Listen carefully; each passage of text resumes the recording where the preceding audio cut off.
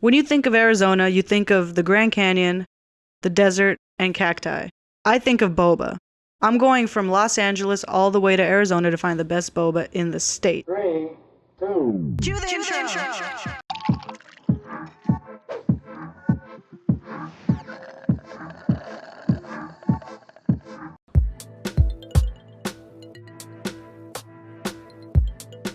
I'm Nicole. Boba addiction? No, that one's taken, copyrighted. My name's Nicole, boba aficionado, self-proclaimed boba connoisseur, and my goal is to find the best boba around the world. This episode is all about Arizona.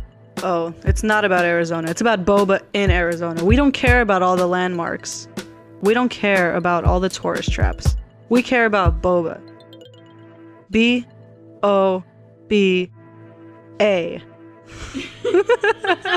The first stop of this boba journey is in downtown Phoenix, also known as the Arts District, and I meet up with Tony from Snoh Ice Shavery. Okay.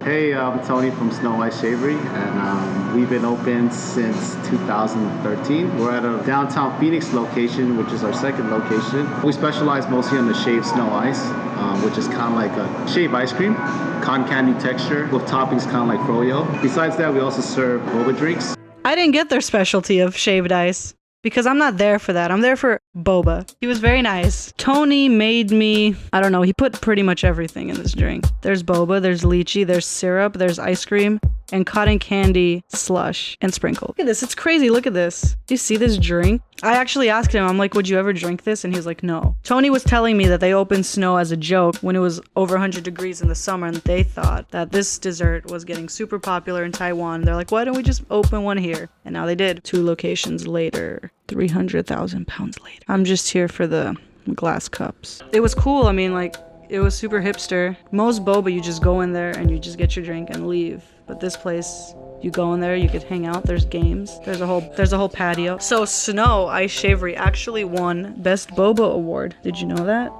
I don't know, but they also, the city council gave them an award, and they thanked them because they were the first Asian dessert shop to open in downtown Phoenix. I see some places that serve boba, and I see y'all microwave it. Don't do it. You're gonna kill somebody.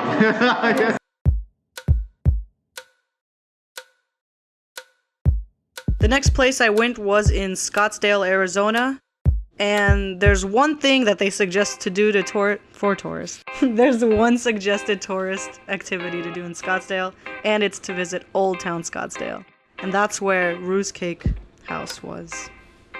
Like Snoh, they don't specialize in boba, they specialize in macaroons and cakes. And I've never had a macaroon before, but she gave me one and it was kind of lit. I'm kind of mad I liked it actually because they're not cheap. I feel like a bougie white girl now that I like macaroons. Like, yeah, can I get a macaroon? No, I want boba. Once you walk in, you're like in Instagram heaven. I'm talking to you white girls. After you get past their very Instagrammable interior, you'll see their modest selection of boba teas, including strawberry lemonade boba, cookie butter chai boba, but Lauren made me the Růže, which is their most popular drink. She's gonna explain it in the following segment. Prickly pear puree at the bottom, and then we fill it with ice, and then we put in a prickly pear tea, some milk, and then we shake it up, and then we top it off with some fresh boba at the bottom. And with all of our drinks here at the store, we like to put a little cloud of cotton candy on top just to spice it up a little bit. Okay, moving on. Throughout the series, you'll see my lack of sense of direction because I went back to Phoenix from Scottsdale to the third location, which was Milk Run. 10 out of 10. Ask me how to get somewhere. You won't end up at the desired location.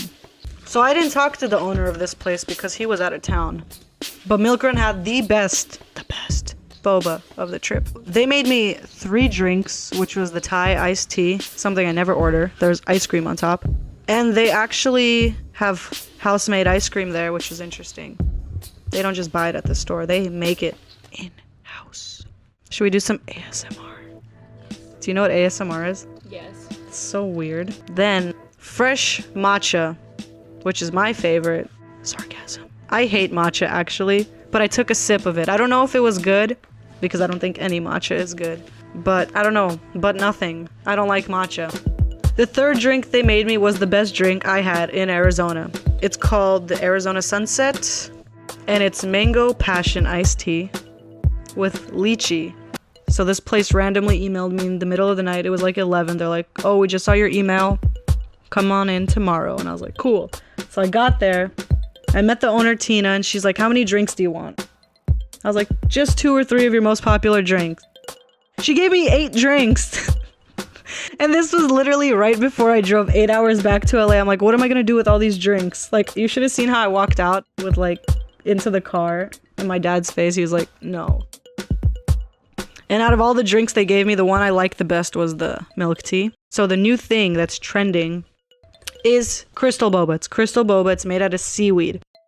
Tina told me that it was gonna taste almost exactly the same as real boba, but it didn't.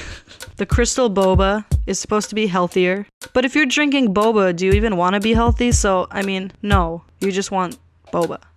I can see why people would want it, especially in LA where everybody's watching their figure, but I want regular boba. So I'm going to tell you an interesting fact now. Okay, Tina and her boyfriend actually opened TeaSwirl, and her boyfriend went to Taiwan to find the best boba ball supplier.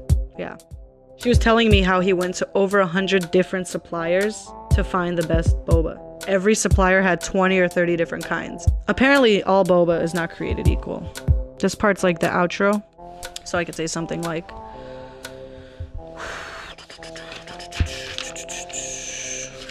I'm sorry.